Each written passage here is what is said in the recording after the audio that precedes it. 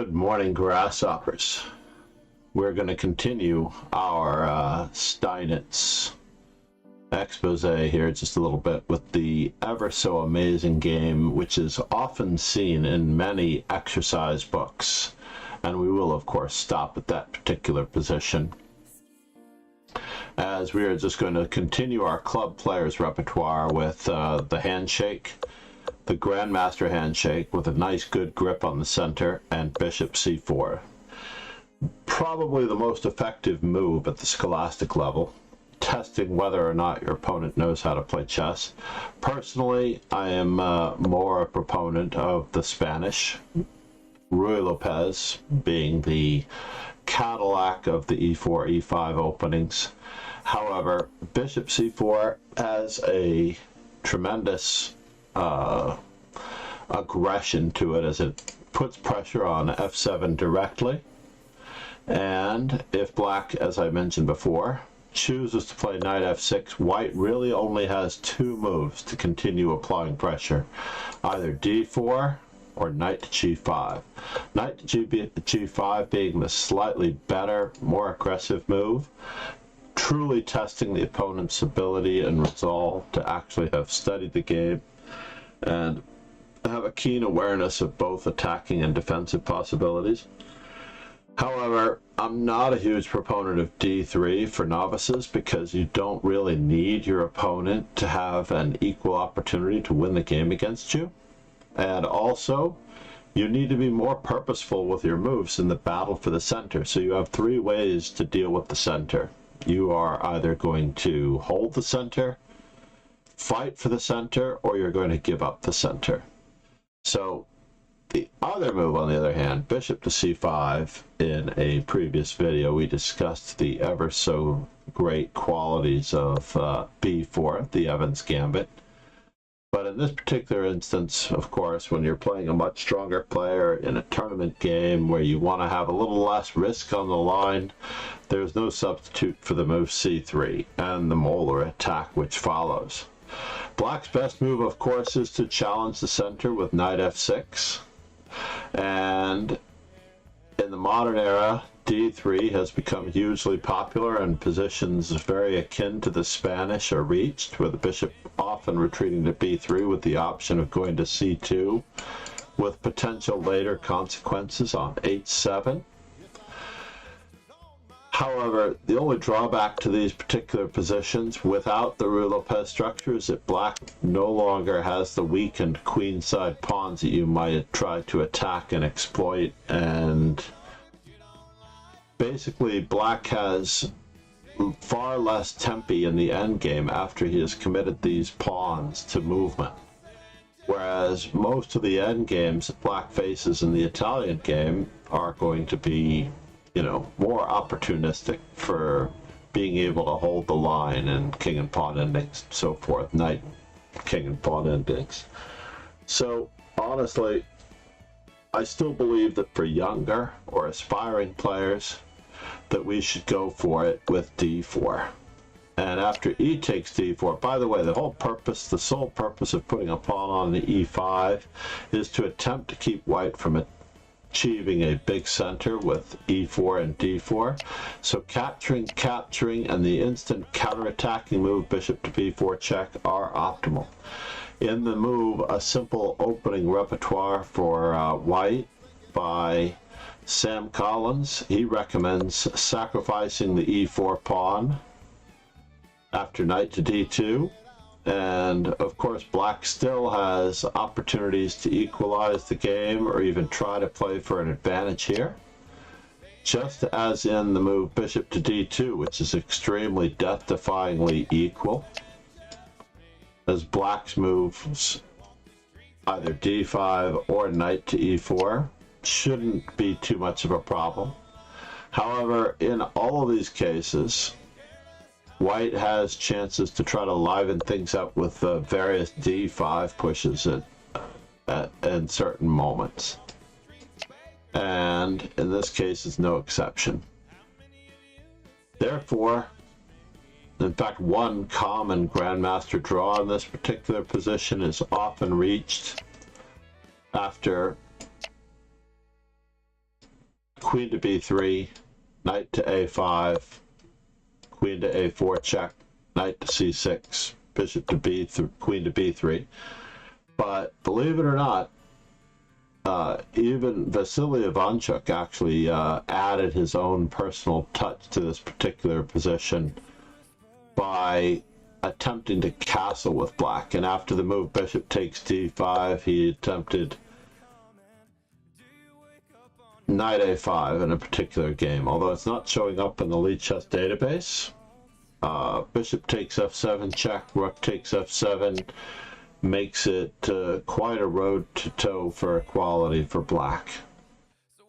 So this cannot be recommended so easily. And of course the traditional move, bishop to e6, runs into queen takes b7. So all of these moves, of course, can be explored at your own leisure, but I wholeheartedly believe in fighting for the center with d4, and Steinitz chooses perhaps the oldest line, knight to c3, where black, if he wishes to challenge for the center, must capture this pawn. And on the whole, I've always believed that this is good for black, as white needs to castle. And when black tries to get more out of this position after bishop takes c3, white gets to pressure all of the pieces in the center. We've got the knight on the same line as the king for a later rook to e1. We've got the bishop in the lurch to the b2 pawn, and we have the knight on c6, which has to actually choose what it's going to do. So in general, given the advantages and disadvantages of the bishop pair, black usually retreats the bishop, and white takes advantage of the open file with rook to e1. All of this well and good. Black gets to save his knight, and white gets to start applying pressure on the open file. Now, interestingly enough, in this main line after d6, Jordan Van Foreest, just a couple of years ago, actually achieved quite a bit of something with rook to f4. To me, this is a new concept, and he did win the game against Iranian by continuing to pressure his opponent appropriately. We always have ideas like knight to g5, but we can also hassle the bishop, and then black needed to return the material in order to equalize the game. Now this position is totally level for both sides, but Jordan Van Foreest and his young, energetic demeanor managed to carry it off. However, the traditional move is bishop to g5, and after bishop takes, knight takes, black has a choice between two options. Castling is thought to be dead equal, because after knight takes h7, king takes h7, queen to h5 check, white gets to attempt to try to checkmate his opponent. Unfortunately, this only leads to rather sterile equality. There's a lot of adventure to be had, of course, because black might not know that he's getting mated. However, another move for black instead of castling is the immediate counterattack with h6, and the traditional move, queen e2, h takes g5, rook on a to e1, is almost clearly better for black once he starts the defensive method of returning some of his extra material with bishop e6. And after d6, e6, f6, black does carry off and win the majority of the games in this position at the master level. It is a whole different story at the lower levels, on the other hand. So after rook to e3, and we're actually threatening to try to remove the defender of the h5 pawn, so black has to at least try to get himself out of trouble with the move c6. And while rook h3 does look good, rook takes h3, g takes h3, black can still batten down his defenses with g6 and has a clear advantage because of his preponderance of pawns, and of course the fact that he's going to get castled in just another move. However, reviewing from the top, the move c3 fights for the center. We play for the power play in the center. Steinitz's opponent chooses the rather logical approach d5.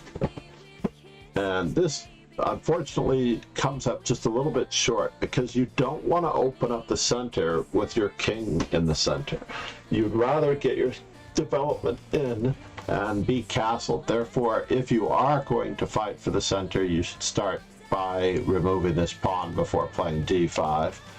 However, in this particular example, after e takes d5, we can see that this knight appears to be attacked twice and defended only once. However, we have another indirect defender, which is putting pressure on the king. So if white wishes to attack the knight on d5 a second time, white castles. And now black is walking a very tight rope in trying to defend his position, as after the move bishop to e6, white continues to develop his pieces with purpose by hitting the black queen.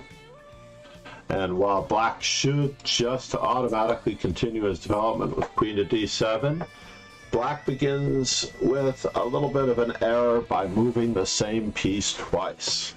Black plays bishop to e7, and a swift series of exchanges trying to keep black's king in the center ensues. So white begins with bishop takes d5, and after bishop takes d5, knight takes d5, queen takes d5, bishop takes e7, knight takes e7. The books are a little bit fuzzy on the next particular move, as queen to e2 is often given, but as far as I know, rook to e1 was the next most logical move for white to play, preventing castling, as if black castles, white will be up a knight, and having a material advantage, we are going to exchange pieces. We're simply going to exchange pieces and use our extra knight to scarf a handful of pawns, if not just a few, and promote a pawn and win the game with our extra queen. So therefore, we can't afford to give up any material in this position, not a knight in any event. So the move rook to e1 prevents black's castling on either side of the board, as the knight on e7 will be unprotected. So black in the game actually chose f6. When I show this game to students, I often show queen e7 preparing castling, because it's possible that white doesn't know about doubling on the e file with the same exact problem and purpose. Said. Good morning, the 3xk. When he wasn't he known to lose on the spot.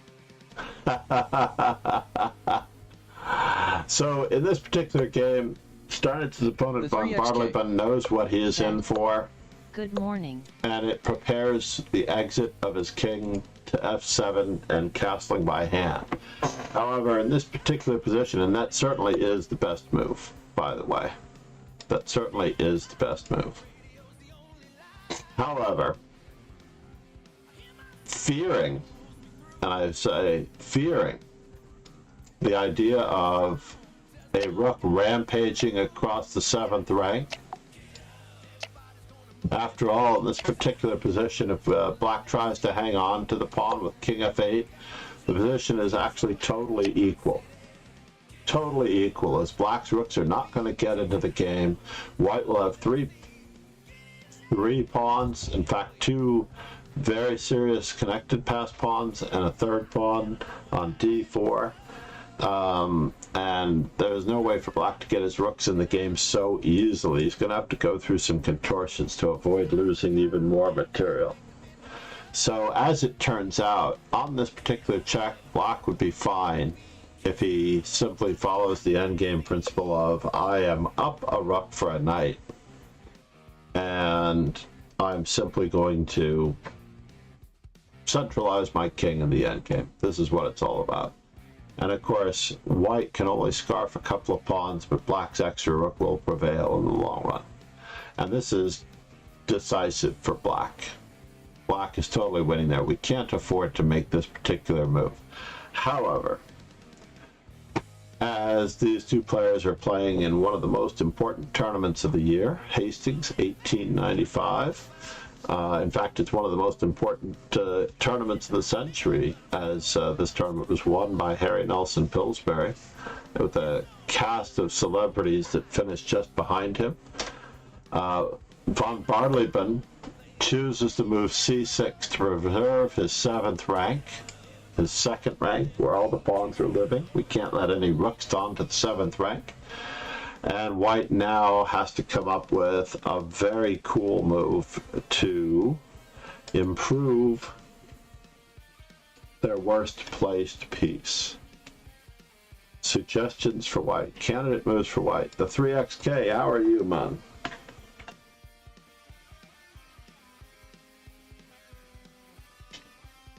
Did I spell it right? I did.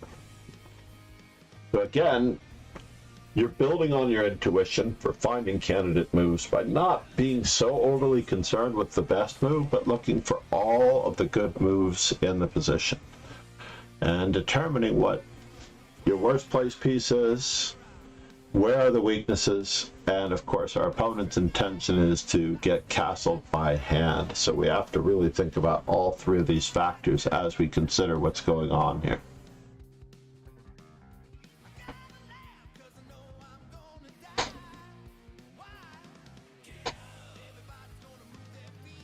The 3xk said, QC maybe. Queen c4 is a reasonable suggestion, but remember, you're overly focusing on one particular move. There are several moves in this position, but this thematic move... The 3xk said, I know I saw this game, but I don't remember. But you're not supposed to remember.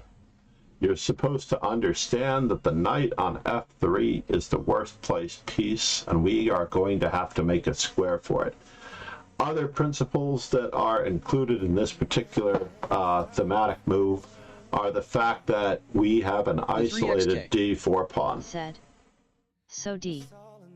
And one of the themes, very good, the 3xk, one of the very important themes with dealing with an isolated d4 pawn is to sacrifice it or to open further lines by clearing the square d4. And in this particular case, after the move d4, c takes d4. The onus is on black now with the isolated pawn, and white's knight can now centralize itself. And even though black's king tries to get out of the center, white continues to improve the position of his knight, and we get to the values of the knight. On the 3rd rank, a knight is worth 3, or, i.e., the value of a knight. On the 4th rank, where it was just before, it was on a nice square, it is actually worth a little bit more than a knight. To a certain extent, it's worth a bishop. If a knight were able to be outposted on the 5th rank, anchored by a pawn, it could be worth more than a bishop. And a knight on the 6th rank, believe it or not, as illustrated in a very famous game done in another video, or soon to be done in another video, by Lasker, shown by Lasker against Capablanca in St. Petersburg, 1914. A knight on the 6th rank can actually be worth as much as, or close to, the value of a rook, hindering all of black's movement along open files. Now, black does want to castle by hand and chooses this rather ill-fated move, rook on h to c8. This all seems well and good, but the forgotten rook on a8. The rook on a8 is kind of left a little bit in the lurch, and black will, as it turns out, play the remainder of the game without his queenside rook, as it turns out.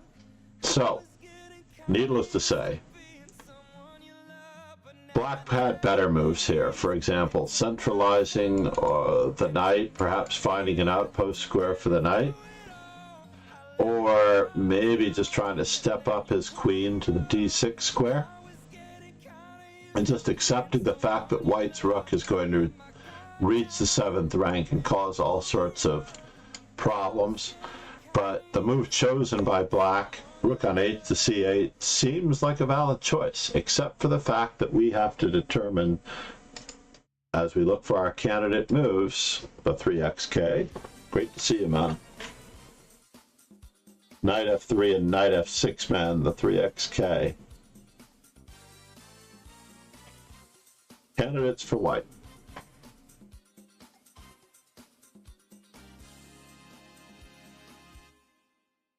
candidates for white. Now again, we have to identify where are the weaknesses, what is our best placed piece, and why, what are the worst placed pieces, how can we get our pieces into the action, and at the same time, the 3xk.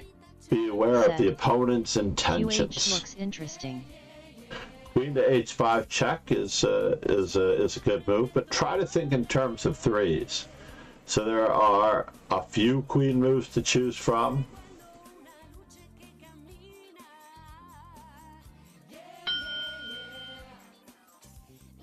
And I'm certain that if you tried to list 3 queen moves, the 3xk. Said. You would find them, yes. QD. And this move, queen to g4, by the way, targets several weaknesses. The first one being the unprotected queen on d7, the lesser protected pawn on g7, so that when we play for the move g4, we're going to be targeting both.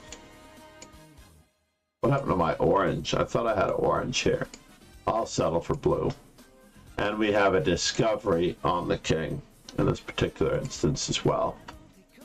So queen to g4 was played, and we have all of these tactics. A further attack that we may not have actually needed to realize right away is the fact that the rook on c8 is also attacked 2 times by the queen and the rook on c1. So we have a little bit more to play for here. So black defends against the first threat, and now we can try to continue as we'd like to, with further attacks and candidate moves.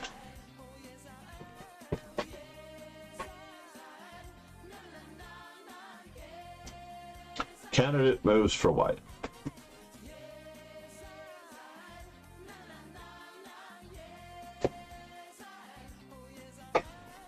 How do we best take advantage of this position? The 3xk. Said. NG needs some calculation. Knight to g5 indeed is the most forcing move, and my early chess coach and mentor Charlie Hertan wrote an entire treatise on forcing moves, looking with computer eyes and examining with calculation. It is very hard to find a move other than knight to g5 as a candidate move. At first we could try for queen h4, or queen h3, perhaps preserving the effort to go for it. However, the move knight to g5 is the move that was played, and we just have to examine this position ever so carefully after the move king to e8. After all, the king cannot move away from the queen and lose it. Let's just examine that again very carefully. Knight to g5 is what I call a circular attack. The queen is attacking the queen on g4. This queen is attacking the queen on d7. And after the move knight to g5, we're not allowed to take the knight as we lose our queen. The black queen is not allowed to take the white queen because of the attack on the king. And so we have all 3 of our circular references: an attack on the king, an attack on the queen, the ability to take and to capture the knight, and the fact that this queen is guarded by the counterattack to the king. So king to e8. And as the 3xk has somewhat given away the tactical move, this is a very good opportunity for a calculation exercise for young players. After all, there are many weaknesses. In fact, after the move, rook takes e7 check, which is the move required to be found in most of the calculation and tactics books out there.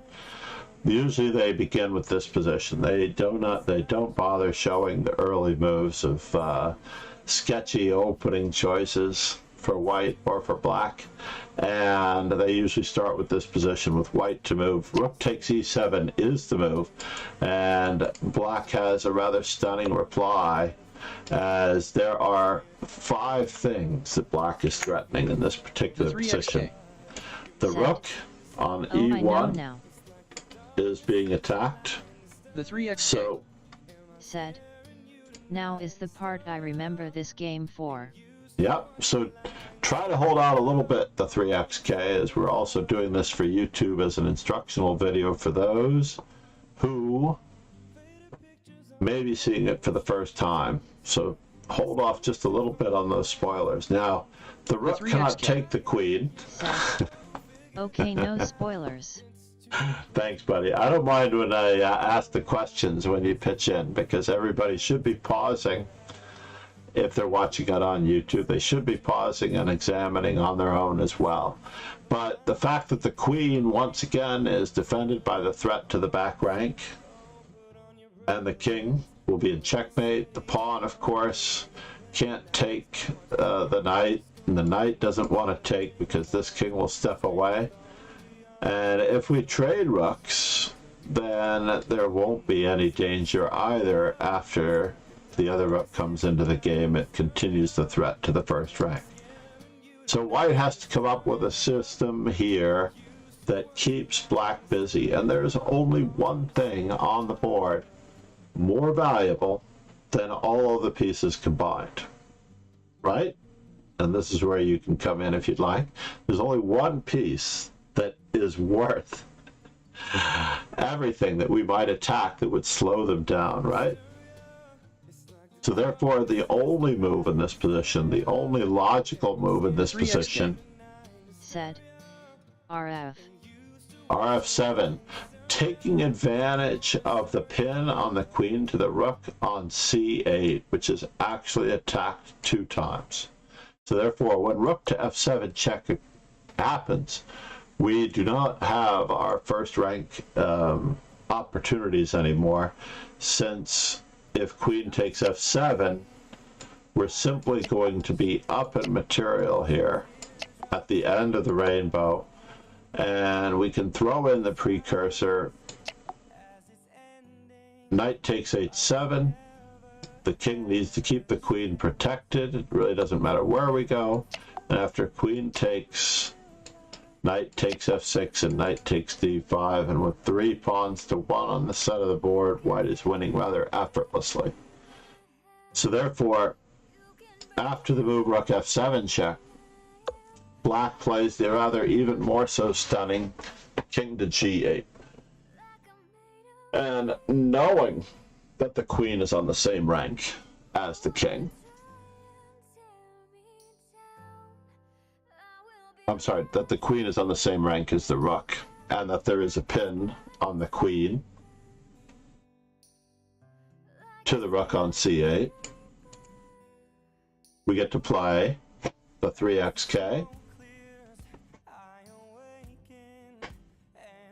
Now, The 3xk. Said RG. rook to g7, check and d. For all the same reasons as before, with one additional possibility being eliminated, the king doesn't have the ability to capture the rook because of the fork on the 2 pieces,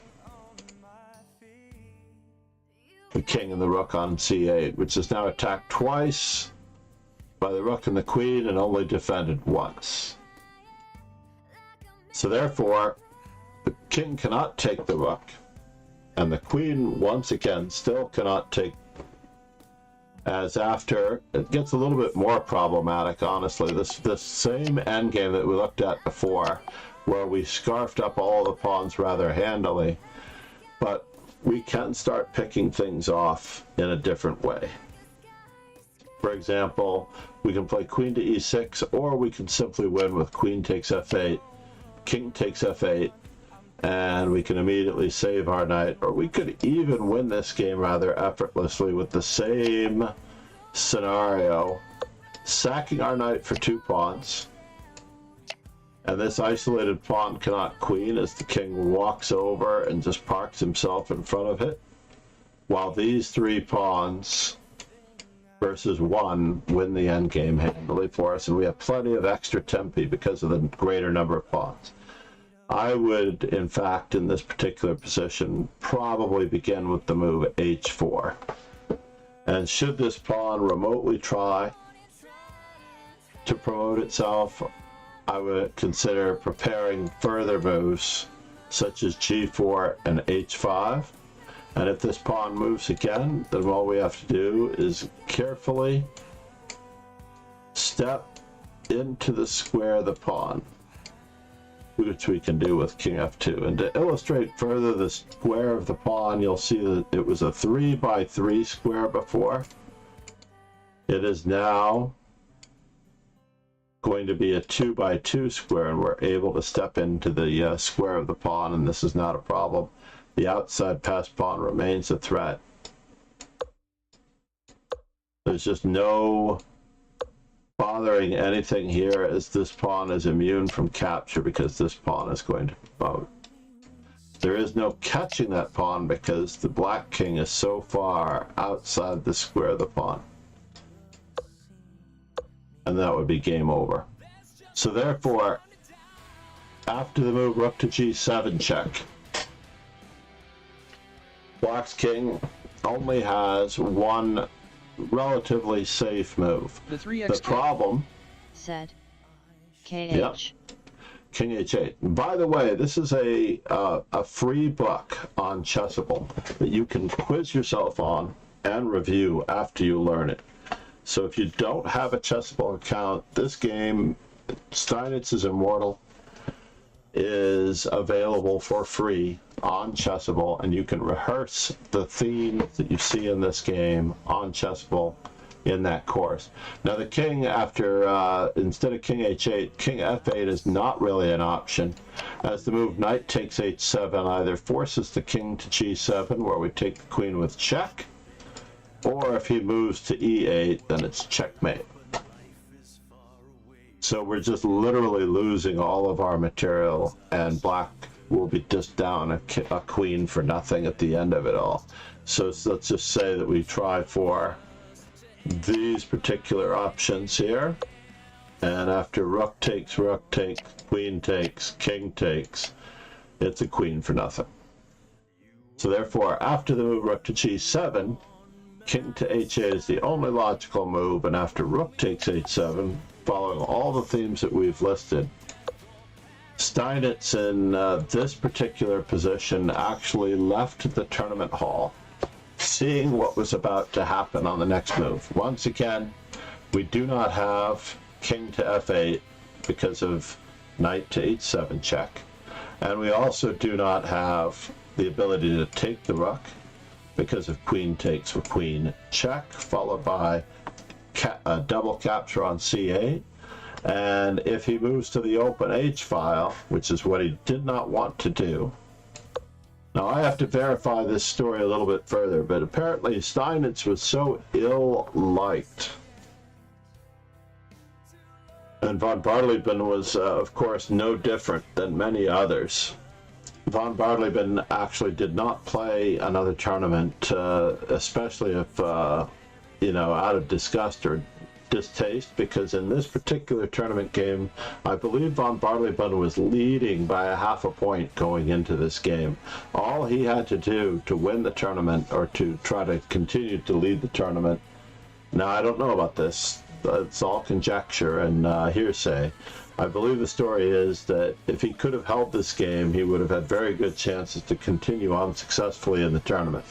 However, since he loses to Steinitz in this game with such disgust, it affected him greatly, and he wasn't really to play another tournament. But many years later, now this could be a rumor and this could be true, many years later, Steinitz was participating in another tournament, and the organizers decided to bring von Bardeleben out of retirement.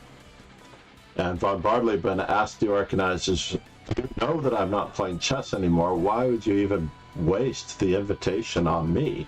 And they said, "Because we thought you might like to know that Steinitz is playing in this event." So he did play, and he did lose most of his games, but he made certain, von Bardeleben made certain to win one particular game, and that was against Steinitz. He made sure to get Steinitz back for this game. Now, I do have to verify this story, and others might verify this story in our Discord. That would also be lovely. If you've not yet subscribed to our YouTube channel, that would also be great. So, follow me on my socials. I am the same name on Twitter and Instagram, but please join the Discord and give your comments on this game, or maybe illustrative moments from this game.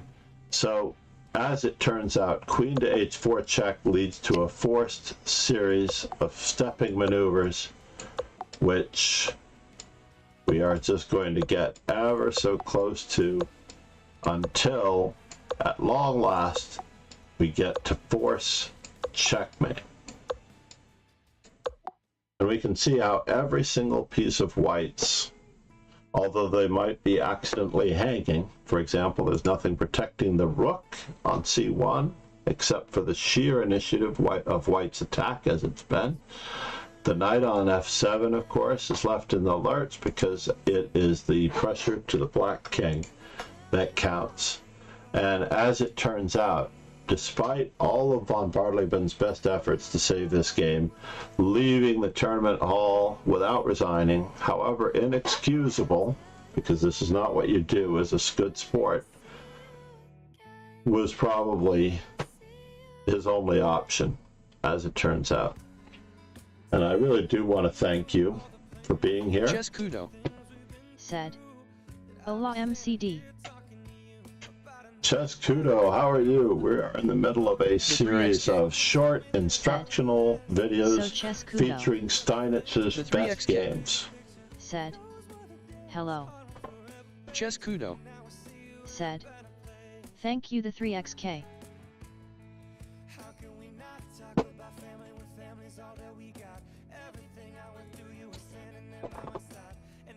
This time, we're going to share the wealth a little bit. I'm dead. Just finished a classical game with an hour analysis after. Wow. 2-hour analysis after. Said. Very fun game though. Great work. Chess Kudo from the Netherlands. The 3XK. Said. Very strong player, nice, by the way. Sequence. Needless to say, I want to thank everyone for being here. I am FIDE trainer and National Master John MacArthur. Oh, thank you. Please make sure to subscribe on YouTube. Join the Discord. Join the dojo.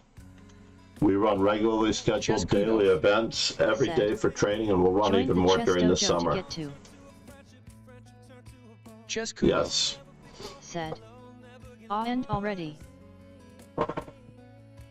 Yeah, no, I will be back with another Steinitz game. I have not decided which one just yet, but I also might switch to another Strong Master. But it was Steinitz's birthday yesterday, and it is time for us to bring things to a close for this instructional. Thanks you to everybody. Said. Hello. Had you fun on chess? Chess Kudo. Had you fun chess on YouTube? Oh, you're making shorts. I am making relative shorts. This one was a little less than 40 minutes long, but thank you all for being here.